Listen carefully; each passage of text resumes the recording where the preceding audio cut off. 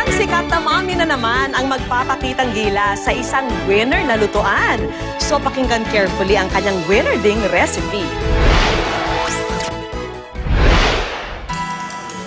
Ang amazing laing, simple lang ang mga rekado at hindi rin komplikado ang pagluluto, Expert daw magluto nito si Mami Minda, habang expert naman tong kainin ng Kapuso teen star na si Joyce Ching. Hi everyone! Ngayon sa mga hindi kumakain ng gulay, ako sigurado ako mapapakain kayo ng gulay dahil sa laing ng aking Mami Minda. Ihanda lang ang sile, bawang, sibuyas, luya, gata, yempo, patis at ang dried gabi leaves. O ayan Joyce, hiwain mo na yung luya habang pakukuliin ko muna tong karne. Parang habang naghihiwa ka, lumalambot naman ito. Pakuluan lang ang karne ng 15 minutes. Itong laing na to, kung hindi nyo na itatanong, hindi ko talaga siya paborito ng bata ako. Nung bata ako, hindi ko talaga siya pinakain.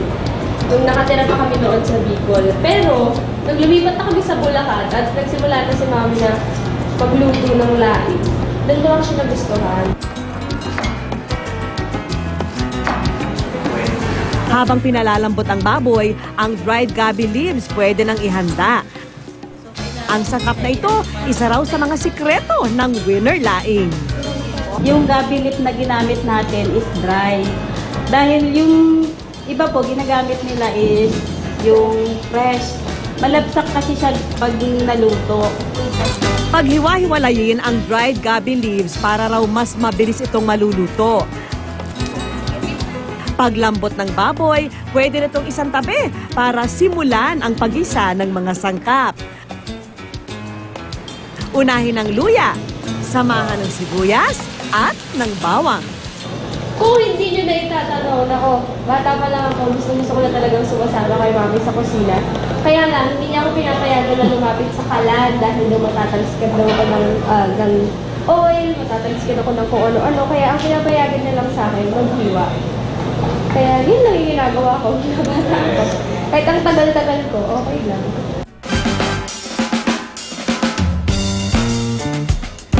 Itabi ang ginisang mga sangkap at sa parehong mantika, iprito ang pinalambot na baboy.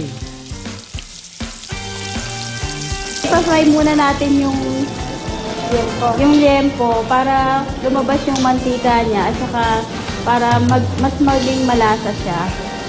Mas masarap pag crispy. Pag crispy na ang baboy, pwede na ulit ihalo ang ginisang ingredients. Buhusan ito ng 2 tasang gata, pero payo ni Mami Minda, maging mapili sa niyog na bibilhin. Ako, usually, ang ginagamit ko, yung niyog na may tubo. Kasi, bukod sa masarap siya, mabango siya pag naluto.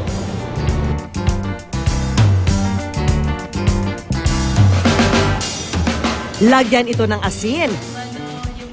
Idagdag din ang pinagpakuluan ng liempo para maging mas malasa. Saka ito lagyan ng 1 kutsarang patis. Bago ilagay ang mga dahon ng gabi, tip ni Mami, tikman muna ang sabaw. Okay na?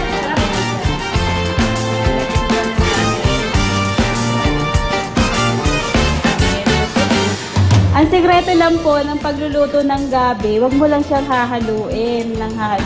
Kasi may mga naiiwan pang mga fiber na siya nagpapakate, kakalat siya. Kaya iwanan mo muna siya dyan. Kumpara raw kasi sa fresh gabi leaves, mas kakaunti raw ang fiber ng pinatuyong gabi leaves. Huling ilagay ang chopped sili para sa sipa ng anghang. Hintayin lang maluto at lumambot ang dahon ng 30 minutes at pwede na itong ihain. Sa pagtikim ng aming laing, gagaan ang inyong feeling. Lalo pat for only 150 pesos, 4 to 6 persons na ang makakakain nito.